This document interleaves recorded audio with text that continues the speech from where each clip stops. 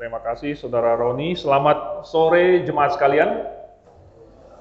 Selamat sore juga bagi yang sedang menyaksikan ini. Nah, mungkin kita tidak tahu ada yang menyaksikan ini tahun depan, karena ini kan nanti masuk medsos dan ini terekam. Siapa saja bisa nanti memutar ulangnya kembali.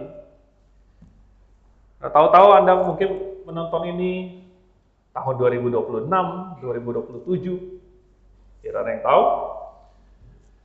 Tapi selamat malam untuk Anda juga. Dan pesan ini selain untuk kita semua yang ada di sini, juga untuk semua yang sedang menyaksikan. Mari kita buka Alkitab kita di dalam kitab Daniel pasal 1. Daniel pasal 1. Kita akan membacanya seluruhnya, dan saya akan membacakannya untuk saudara-saudari. Jadi silakan Anda memperhatikan dengan seksama sambil saya membacanya, supaya Anda menangkap isinya dan memahaminya, dan meresapi intisari dari cerita ini. Oke? Kalau Anda sudah dapatkan, kita akan mulai membaca dari ayat yang pertama. Pada tahun yang ketiga pemerintahan Yoyakim, Raja Yehuda, datanglah Nebukadnezar, Raja Babel, ke Yerusalem, lalu mengepung kota itu. Tuhan menyerahkan Yoyakim, Raja Yehuda, dan sebagian dari perkakas-perkakas di rumah Allah ke dalam tangannya. Semuanya itu dibawanya ke tanah Sinear, ke dalam rumah dewanya. Perkakas-perkakas itu dibawanya ke dalam perbendaharaan dewanya. Lalu Raja bertitah kepada Aspenas, kepala istananya, untuk membawa beberapa orang Israel yang berasal dari keturunan raja dan dari kaum bangsawan, yakni orang-orang muda yang tidak ada sesuatu celah, yang berperawakan baik, yang memahami berbagai-bagai hikmat, berpengetahuan banyak, dan yang mempunyai pengertian tentang ilmu, yakni orang-orang yang cakap untuk bekerja dalam istana raja, supaya mereka diajarkan tulisan dan bahasa orang Kasdim. Dan raja menetapkan bagi mereka pelabur setiap hari dari santapan raja dan dari anggur yang biasa diminumnya. Mereka harus dididik selama 3 tahun, dan sesudah itu mereka harus bekerja pada raja. Di antara mereka itu ada juga beberapa orang Yehuda, yakni Daniel, Hananya, Misael, dan Azaria. Pemimpin pegawai istana itu memberi nama lain kepada mereka. Daniel dinamainya Beltsazar, Hananya dinamainya Sadrak, Misael dinamainya Mesak, dan Azaria dinamainya Abednego. Daniel berketetapan untuk tidak menajiskan dirinya dengan santapan raja dan dengan anggur yang biasa diminum raja. Dimintanyalah kepada pemimpin pegawai istana itu, supaya ia tak usah menajiskan dirinya. Maka Allah mengaruniakan kepada Daniel kasih dan sayang dari pemimpin pegawai istana itu. Tetapi berkatalah pemimpin pegawai istana itu kepada Daniel, "Aku takut kalau tuanku raja yang telah menetapkan makanan dan minumanmu berpendapat bahwa kamu kelihatan kurang sehat daripada orang-orang muda lain yang sebaya dengan kamu. Sehingga karena kamu, aku dianggap bersalah oleh raja." Kemudian berkatalah Daniel kepada penjenang yang telah diangkat oleh pemimpin pegawai istana untuk mengawasi Daniel, Hananya, Misael, dan Azaria, "Adakanlah percobaan dengan hamba-hambamu ini selama 10 hari, dan biarlah kami diberikan sayur untuk dimakan dan air untuk diminum. Sesudah itu, bandingkanlah perawakan kami dengan perawakan orang-orang muda yang makan dari santapan raja. Kemudian, perlakukanlah hamba-hambamu ini sesuai dengan pendapatmu." Didengarkannya lah permintaan mereka itu, lalu diadakanlah percobaan dengan mereka selama 10 hari. Setelah lewat 10 hari, ternyata perawakan mereka lebih baik, dan mereka kelihatan lebih gemuk daripada semua orang muda yang telah makan dari santapan raja. Kemudian penjenang itu selalu mengambil makanan mereka dan anggur yang harus mereka minum, lalu memberikan sayur kepada mereka. Kepada keempat orang muda itu, Allah memberikan pengetahuan dan kepandaian tentang berbagai-bagai tulisan dan hikmat, sedang Daniel juga mempunyai pengertian tentang berbagai-bagai penglihatan dan mimpi. Setelah lewat waktu yang ditetapkan raja, bahwa mereka sekalian harus dibawa menghadap, maka dibawalah mereka oleh pemimpin pegawai istana itu ke hadapan Nebukadnezar. Raja bercakap-cakap dengan mereka, dan di antara mereka sekalian itu, Tidak didapati yang setara dengan Daniel, Hananya, Misael, dan Azaria. Maka bekerjalah mereka itu pada raja. Dalam tiap-tiap hal yang memerlukan kebijaksanaan dan pengertian, yang ditanyakan raja kepada mereka, didapatinya bahwa mereka 10 kali lebih cerdas daripada semua orang berilmu dan semua ahli jampi di seluruh kerajaannya. Daniel ada di sana sampai tahun pertama pemerintahan Kores. Kita berdoa dulu. Bapa di surga, kami mengucap syukur tentu untuk keselamatan kami, tetapi juga untuk firman-Mu yang menjadi pelita bagi kaki kami, terang bagi jalan kami untuk menerangi tahun 2025 ini, supaya kami tidak akan tersesat dan tidak tersasar untuk mengejar hal-hal yang di luar kehendak-Mu. Biarlah sekarang apa yang kami baca dari Daniel ini, dan ketetapan hatinya, dan doanya, dan tekadnya, itulah yang juga menjadi tekad kami, Tuhan. Kami berdoa dalam nama Tuhan Yesus. Amin. Masih bisa dihitung ini awal tahun ya, baru tanggal 8, jadi masih 1 tahun ya, kurang 8 hari ke depan yang akan kita lalui, insya Allah. Kalau kita baru saja lewat 2024, dan sekarang masuk ke tahun 2025, dan kita sekarang di awal tahun menetapkan target, kita membuat janji, baik kepada diri kita sendiri atau kepada orang lain atau kepada Tuhan. Sekaranglah saatnya kita merenung, tetapi merenung bukan kita ngumpet lalu kemudian merenung sendirian. Kita harus memakai firman Tuhan. Firman Tuhanlah yang kita renungkan dan kita pakai supaya kedepannya itu kita bukan berdasarkan keinginan kita sendiri atau rencana pribadi kita, tapi rencananya Tuhan. Dan rencana Tuhan itu kita masukkan ke dalam kehidupan kita, supaya rencana kita sesuai dengan rencananya Tuhan. Nah, contoh mana lagi yang lebih baik daripada Daniel ini, yang berketetapan, dan kita akan melihat tekad, bisa juga kita katakan doanya, karena apa yang ditekadkan, ditetapkan dalam hati Daniel, pasti dia doakan juga. Dan itu yang akan menjadi doa dan ketetapan kita dan tekad kita selama tahun 2025. Tadi saya sebutkan ada 3. Kita mulai yang pertama dulu. Nomor 1, Daniel bertekad untuk tidak kehilangan identitasnya. Jadi, kitab ini dimulai dengan sedikit background. Latar belakangnya adalah katanya di zaman Yoyakim, tahun ketiga pemerintahan Yoyakim. Kemudian Raja Babel datang, lalu mengalahkan Yerusalem, dan kemudian mengambil sebagai tawanan keturunan raja dan keturunan bangsawan.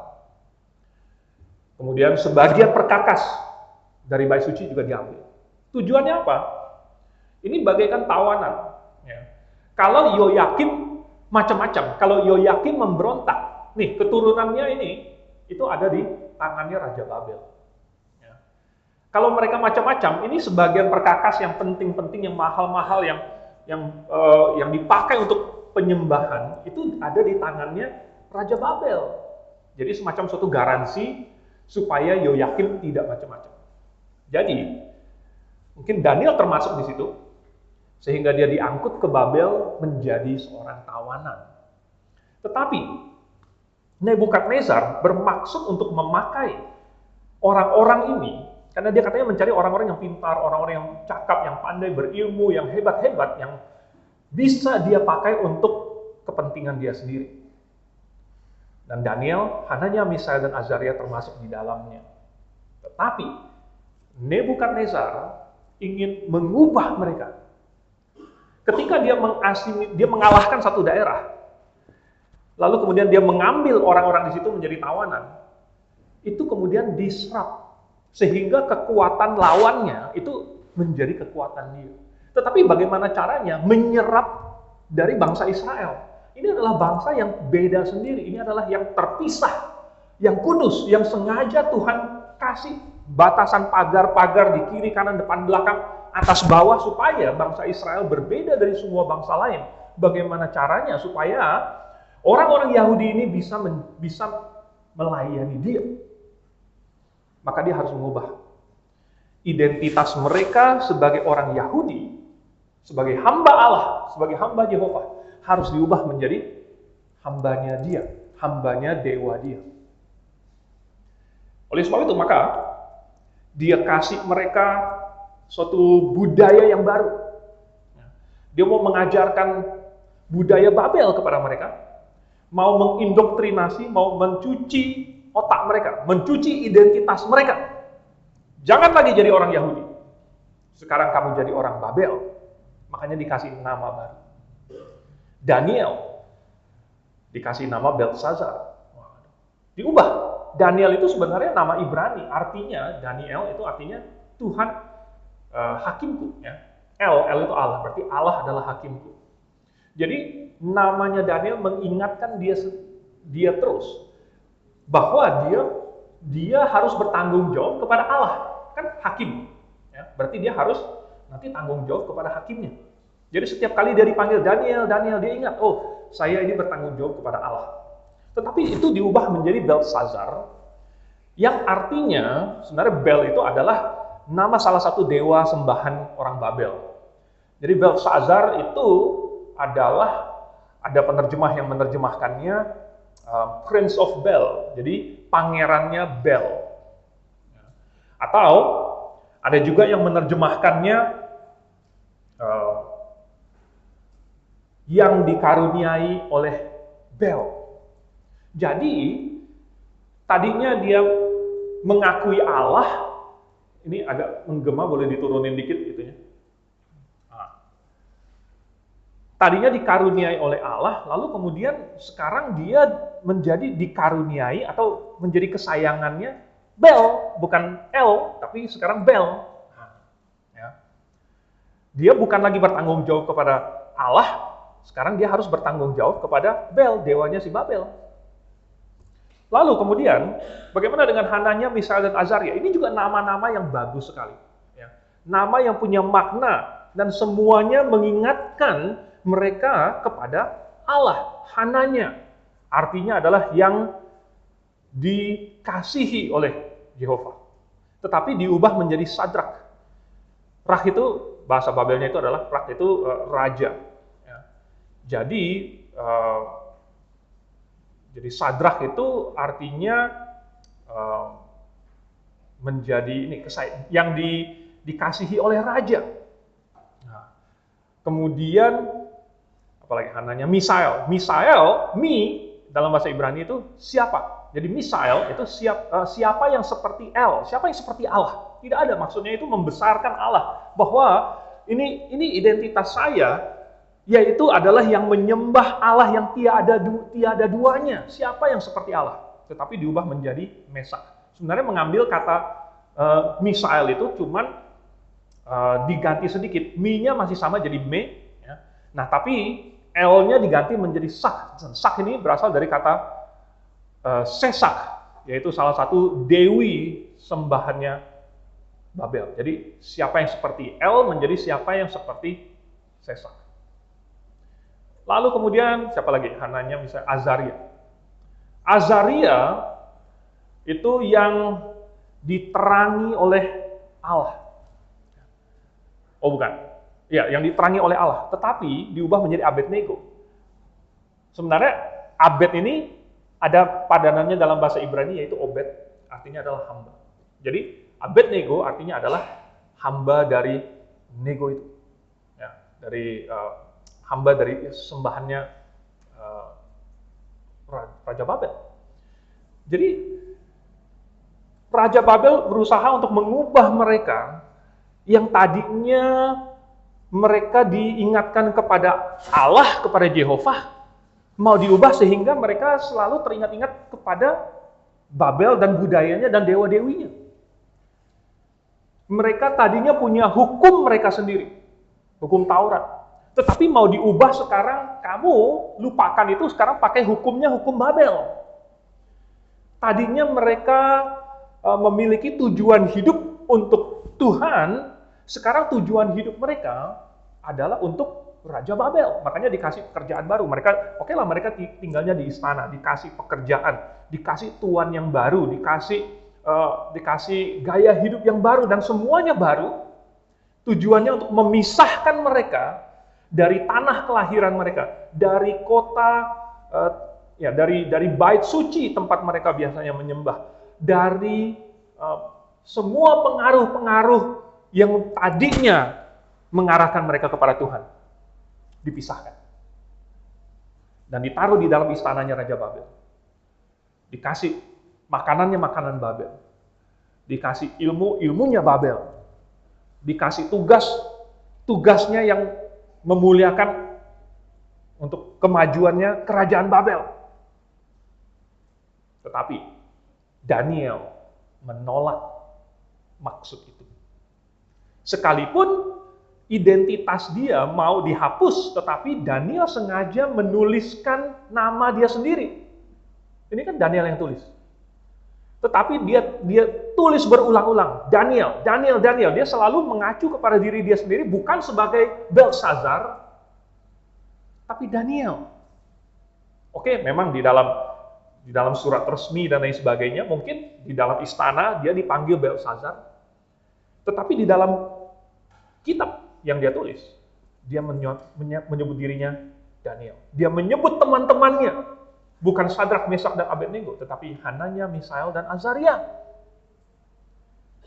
Makanya kalau ada lagu sekolah minggu yang nyanyinya Sadrak, Mesak, dan Abednego, saya agak geleng-geleng kepala.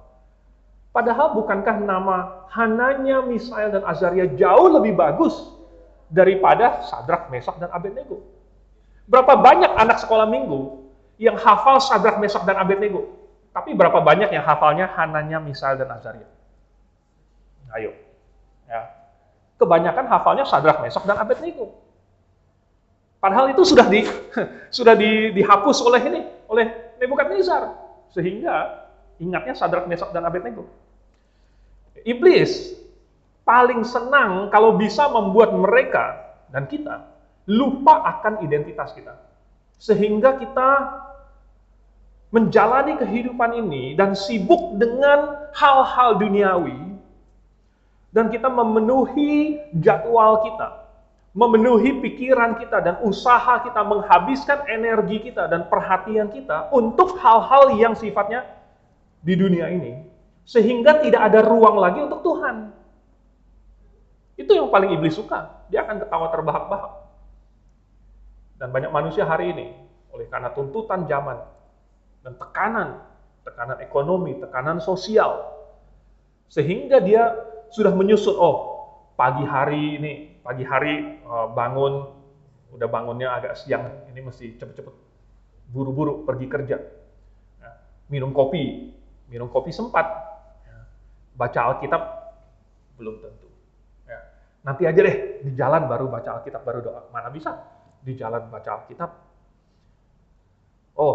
Kerja dari jam sekian sampai jam sekian. Pulangnya macet, udah capek, pulang tidur, makan dulu mungkin, tidur, segala macam. Dan itu selama 5 hari. Nanti hari Sabtunya ada lagi, mesti beresin motor, mesti bawa ke bengkel, dan lain sebagainya, mesti bersihin rumah, mesti ini dan itu. Nanti hari Minggu deh, Hari Minggu, maunya tidur agak siang dikit supaya ini. Karena kan hari Minggu gitu, nggak usah kerja. Siangan dikit. Tahu-tahu sudah jamnya kebaktian. Ya udah nggak apa-apa, terlambat sedikit. Padahal di tangga grave di situ, pas kalau Anda naik di situ, ada satu tempelan kecil, nggak tahu kalian sering baca atau tidak. Puji Tuhan, saya tidak terlambat. Kalau sudah begitu sibuknya, dan padat itu, jadwalnya sudah tersusun padat, jangankan hari Rabu datang untuk berkumpul dan berdoa. Hari Minggu saja, datang lalu pulang, dan begitu saja. Dan kemudian menjalani kembali kehidupan sehari-hari. Di mana waktu untuk memikirkan Tuhan? Di mana waktu untuk merenungkan firman Tuhan? Dan di mana waktu untuk melakukan kehendak Tuhan? Banyak orang berpikir bahwa menjadi orang Kristen cukup melakukan kewajiban agamanya saja, yaitu datang ke gereja. Ini yang diajarkan di dalam pelajaran agama di sekolah. Bahwa kalau orang agama tertentu pergi ke rumah ibadatnya tertentu. Tetapi apakah di dalam pelajaran agama diajarkan apa yang sesungguhnya Tuhan inginkan dari seseorang? Atau jangan-jangan di dalam pelajaran agama hanya mengajarkan tentang budi pekerti. Oh, orang harus jujur, orang Kristen harus baik, harus rela menolong, harus ringan tangan, harus begini-begitu. Itu mah semua orang juga tahu. Tetapi apa kewajiban utama orang Kristen? Tidak diajarkan di dalam pelajaran agama. Itu diajarkan di dalam Alkitab dan di dalam gereja yang mengkhotbahkannya. Yaitu kepada jemaat lokal. Itu kewajiban utama orang Kristen. Kalau orang Kristen lupa itu, lupa identitasnya, maka dia juga akan lupa dia untuk apa. Nah, identitas kita ini apa? Kan sama dengan si Daniel ini. Kita adalah anak Tuhan. Kalau kita benar-benar anak Tuhan, tentunya kita akan bangga dong. Kita akan percaya diri, ya kan? Sehingga kita merasa, oh ini saya harus bertindak sebagaimana sesuai dengan identitas saya. Kita akan malu kalau kita bertindak ya tidak baik, nanti mempermalukan Tuhan. Coba bandingkan. Misalnya, kita bayangkan saja bahwa kita adalah anak presiden. Wah, anak presiden.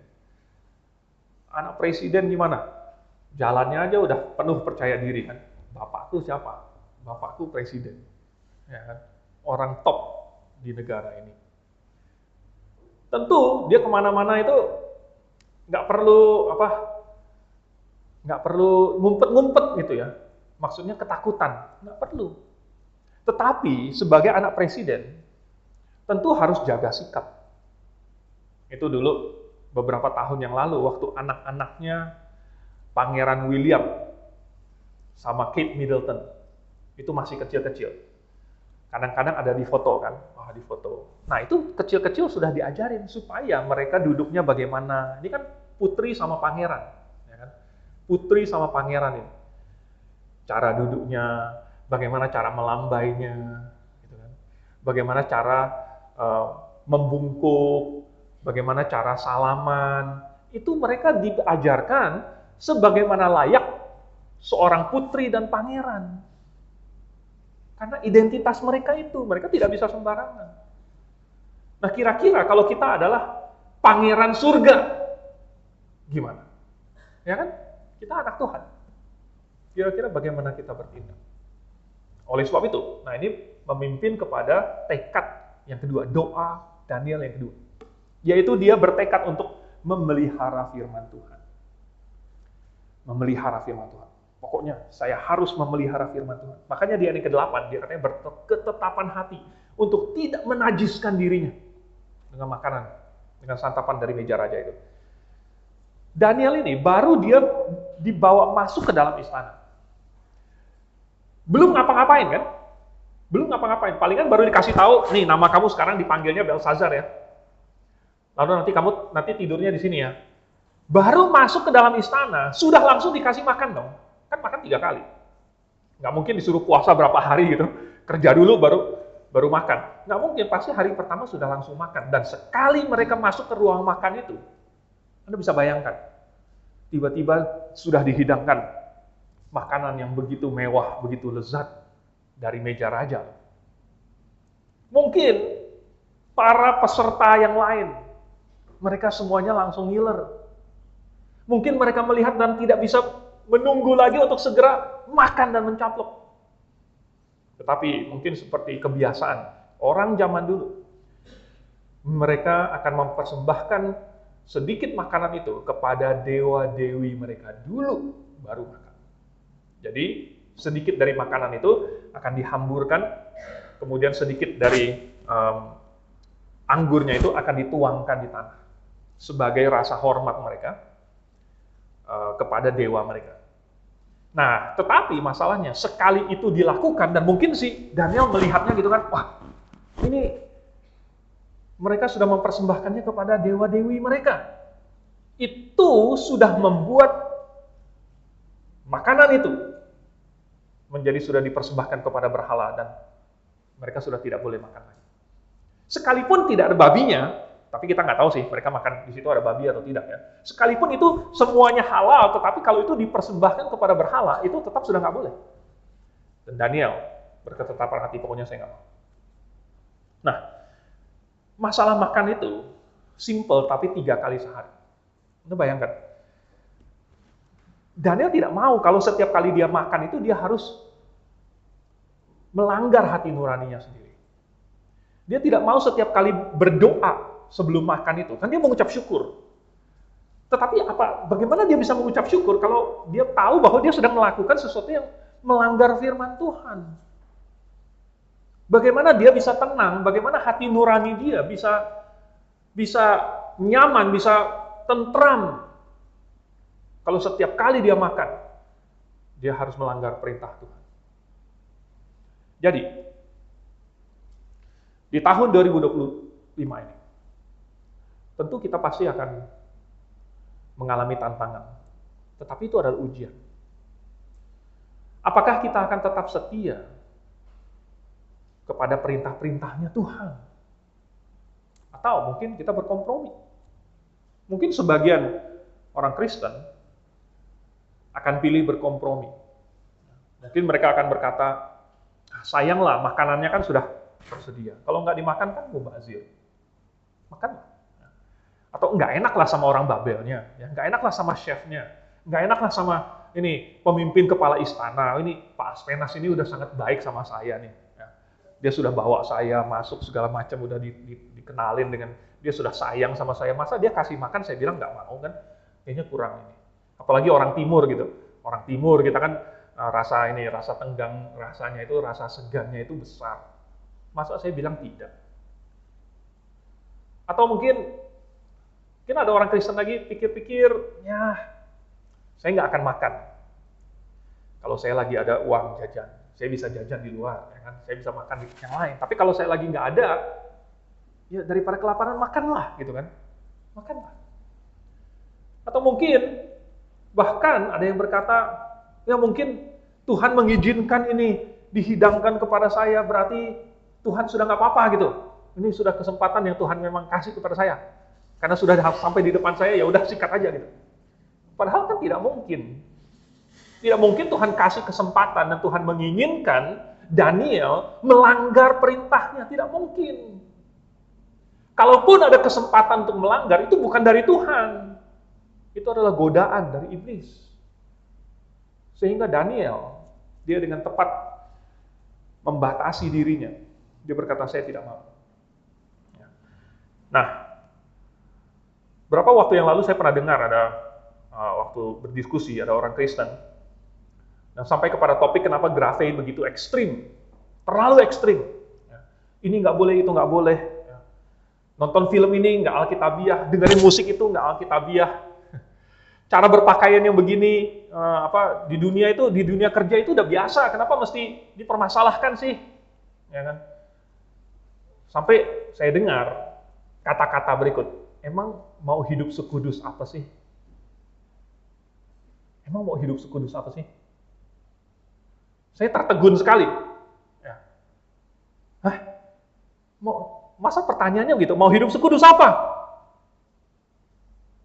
Bukankah sudah jelas jawabannya, mau hidup sekudus-kudusnya?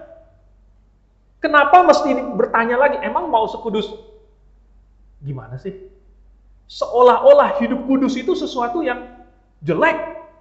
Seolah-olah ada yang namanya terlalu kudus. Seolah-olah menjadi sama seperti Tuhan, seolah-olah mentaati firman Tuhan, itu bukan yang kita inginkan. Dan ini membawa suatu implikasi, yaitu bahwa dia menganggap bahwa hidup kudus yang terpisah dari dunia itu merupakan suatu kerugian. Suatu kerugian. Benarkah demikian? Yang membawa kita kepada yang ketiga. Daniel berdoa supaya Tuhan memberkati hidupnya, memberkati usahanya, memberkati tekad dan ketetapan hatinya. Jadi Daniel bukan hanya berketetapan hati. Sekali dia berketetapan hati karena dia tahu bahwa ini yang Tuhan inginkan, dia berdoa, Tuhan tolong berkati. Tuhan tolong bantu saya. Tuhan tolong pimpin saya. Karena ini yang sudah Engkau rencanakan untuk saya. Maka saya percaya Tuhan akan bantu. Tidak tertulis sih, tapi tersirat bahwa Daniel sebelum makan sayuran itu, dia berdoa dulu. Ya kan? Dia berdoa. Kira-kira isi doanya Daniel apa? Sama halnya Misael dan Azaria. Ya kan? Tuhan, walaupun cuma sayur, tetapi tolong berkati sayur ini. Ya. Walaupun teman-teman yang lain makan daging, minum anggur, saya cuma sayur, tapi Tuhan, tolong berkati sayur ini. Dan akhirnya Tuhan memberkati. Memang orang Kristen, atau nanti kita di tahun 2025, dan kita akan menghadapi tantangan dan suatu ujian, dan kita boleh berdoa kepada Tuhan, karena kita harus setia kepada prinsip-prinsip yang benar. Orang Kristen belajar, ikut ujian, tetapi tidak boleh nyontek. Wah, gimana nih? Nggak boleh nyontek, teman-teman yang lain nyontek, saya nggak boleh. Orang Kristen berdagang atau buka usaha, tapi tidak boleh menipu, tidak boleh curang, tidak boleh menyuap, tidak boleh korupsi, tidak boleh pembukuan ganda, dan lain sebagainya. Memang dinilai dari segi logika, dari segi materialistis, ini kerugian, karena tidak bisa bersaing dengan orang lain. Tetapi, apakah Daniel mengalami kerugian? Kan tidak. Ya. Karena Amsal pasal 10 ayat yang ke-22 berkata bahwa berkat Tuhanlah yang menjadikan kaya. Susah payah tidak akan menambahinya. Loh, bukankah yang bikin kaya itu harus pintar, harus licik, harus ulet, harus ini? Berkat Tuhanlah yang menjadikan kaya. Susah payah tidak akan menambahinya. Di dalam Mazmur pasal 1 ayat 1 sampai 3, justru yang tidak berjalan menurut nasihat orang fasik, yang tidak berdiri di jalan orang berdosa, yang tidak duduk dalam kumpulan pencemooh, itu yang berbahagia. Justru yang merenungkan firman Tuhan siang dan malam dan yang melakukannya, itu yang seperti pohon yang ditanam di tepi aliran air, yang berbuah pada musimnya, yang tidak layu daunnya, dan apa saja yang diperbuatnya berhasil. Bukankah itu yang kita inginkan? Ternyata bukan kecerdikan atau kehebatan kita, tetapi firman Tuhan, melakukan firman Tuhan itu. Dalam Mazmur, lagi 122, jikalau bukan Tuhan yang membangun rumah, sia-sialah usaha orang yang mendirikannya. Jikalau bukan Tuhan yang mengawal kota, sia-sialah orang berjaga-jaga. Karena Tuhan memberi makan kepada mereka yang dikasihinya pada waktu malam. Jadi, boleh orang Kristen berdoa, Tuhan, saya belajar dengan serius, tolong berkati saya, tolong berkati usaha saya ini, tolong berkati ingatan saya, pikiran saya. Tuhan, saya mau kerja, Tuhan tolong berkati usaha tangan saya. Tuhan, saya mau berdagang, saya mau berusaha, Tuhan tolong berkati usaha saya ini. Boleh, Tuhan, saya mau memberikan persembahan. Saya mau memberikan persepuluhan, 1/10 dari yang saya miliki. Saya berikan kepadamu. Dan Tuhan tolong berkati sisanya ini. Walaupun sisanya ini tolong biar saya cukup dengan sisanya ini. Boleh orang Kristen berdoa seperti itu. Nah, kesimpulannya adalah di tahun 2025 ini, jangan kita berpikir bahwa menghadapi tantangan-tantangan yang ke depan itu, kita bisa berkompromi dan kita bisa melupakan Tuhan. Tetapi, seperti yang dilakukan oleh Daniel, Hananya, Misael, dan Azaria, ternyata setia kepada perintah-perintah Tuhan itu sekalipun ada risikonya, tetapi worth it. Karena seperti Mazmur pasal 1 ayat 3 katakan, pohon itu berbuah pada musimnya. Berarti, kalau kita setia kepada perintah Tuhan sekarang, mungkin tidak segera kita lihat buahnya. Karena nanti ada musimnya. Pada musimnya lah nanti kita akan memanen, menuai hasilnya. Jadi, worth it. Karena keuntungan yang akan kita raup itu bukan bersifat duniawi, tetapi yang bersifat rohani dan kekal dan tidak bisa diambil daripada kita. Tahun 2025. Apa doa kita dan apa tekad kita? Mari kita tundukkan kepala, kita berdoa.